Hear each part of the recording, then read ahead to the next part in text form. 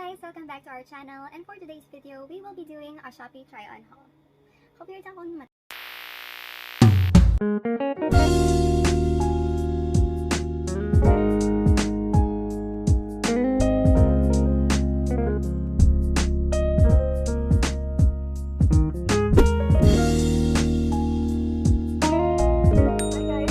our channel, and for today's video we will be doing a Shopee try-on haul. So this is my first time that I'm gonna be doing a haul. Soon I think I'm gonna be trying out a Watson's try-on haul. It's a Sunday and we should really stay at home, but I decided to dress up for this video and I'm gonna try on the clothes I bought from I'll be linking it down below. I'm not really a fashionista type of girl. Makikita ko kasi ito sa mga other try-on hauls, Shopee hauls, whatever. Bought these items last week during the 8/8 Shopee sale. So, marami siya guys, and apparently it's just white. A lot of it is white. Because I'm not really a floral type person. So, a lot of our videos nowadays, ako lang yung nakikita nyo kasi wala na namang ambag si James. James, ambag-ambag din. So, without further ado, let's get started. So, I bought two puffy tops. I know hindi na talaga to uso kasi I'm very late on this trend, but I still bought it because wala lang. And I also bought two knitted button-down blouse, one in white and one in black. Forgot what this is, but try na lang natin. I also bought three of these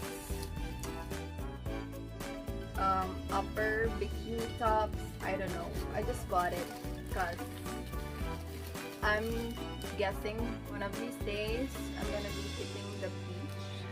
Feeler. And these U-back Korean. Oh, may isa pa pala. U-back Korean tops. So let's try it on.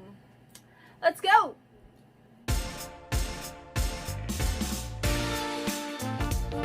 This first piece is a white puffy blouse that can also be an off-shoulder top. I ordered this in apricot pero nung dumating it's just plain white. Pero lang din kasi na-mention din ng seller na there might be a slight color difference, but overall it's okay for me because I like neutral colors.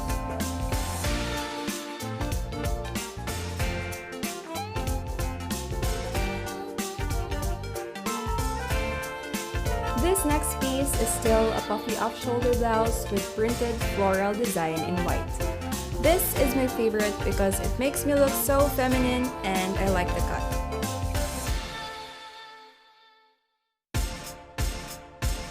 I really love the overall look. It's totally worth it, and what you see in the picture is what you really get.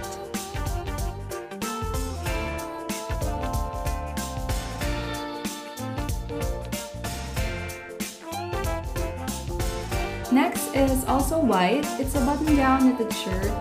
It's a crop top and it's good paired with mom jeans. And matagal ko nang gusto magkaganito. I saw this once in H&M pero ang mahal. I'm just so glad na nakakita ko nito sa Shopee.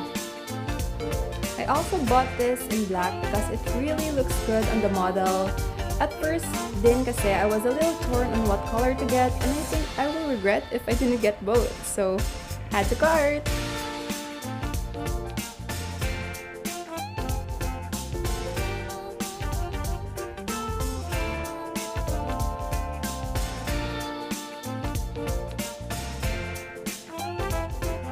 So I totally forgot about this piece. It's a halter top which is kind of see-through. You should wear a nude stick-on silicone bra if you have. Got this in the color red, but it's more rusty brown. But it's actually a good piece. No regrets.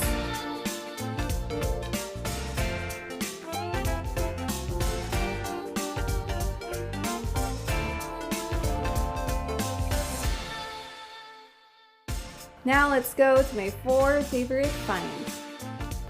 Korean U-back bra, which I got in 4 colors because I might regret if hindi ko na lang kunin lahat. It's just 65 pesos each and you'll have a good quality bra.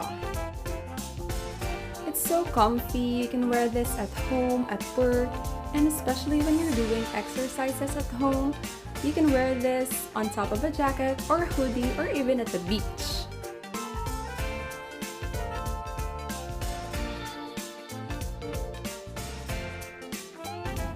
I like the black one compared to the white because medyo manipis ang white and in the video, kita na yung pads and I'm not even sweating yet. Yung black naman, mas okay din siya para sa mga workouts or if you're wearing a statement piece or jacket, mas maganda siya.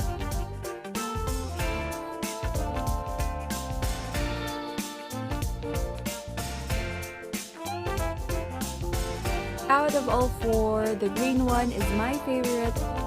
I don't know, but ang fit ng green is so perfect and I think the tightness of the band pushed up my chest a little bit and also the color is very easy on the eyes.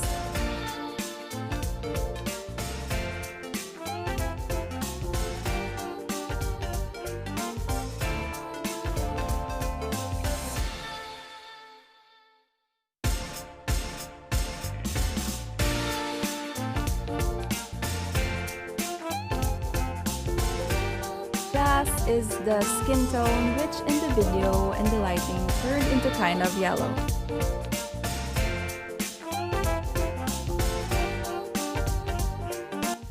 And last but not the least, meron akong parang pang upper bikini siya. It's a bralette.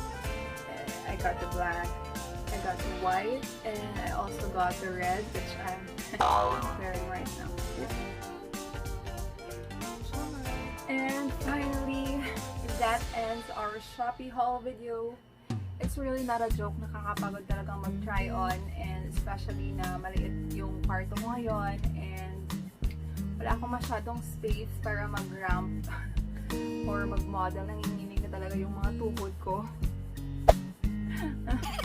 Hope you guys enjoyed it and if you do, give this video a thumbs up. Don't forget to subscribe to our channel, click on the notification bell to keep you updated for our future vlogs. See you guys next time. Bye! So without further ado, let's get started. Without further ado, let's get started. Without further ado, let's get started. Nag-effect mo lang sa Let's get started. Sige man, bayan mo sa mo. Okay, di man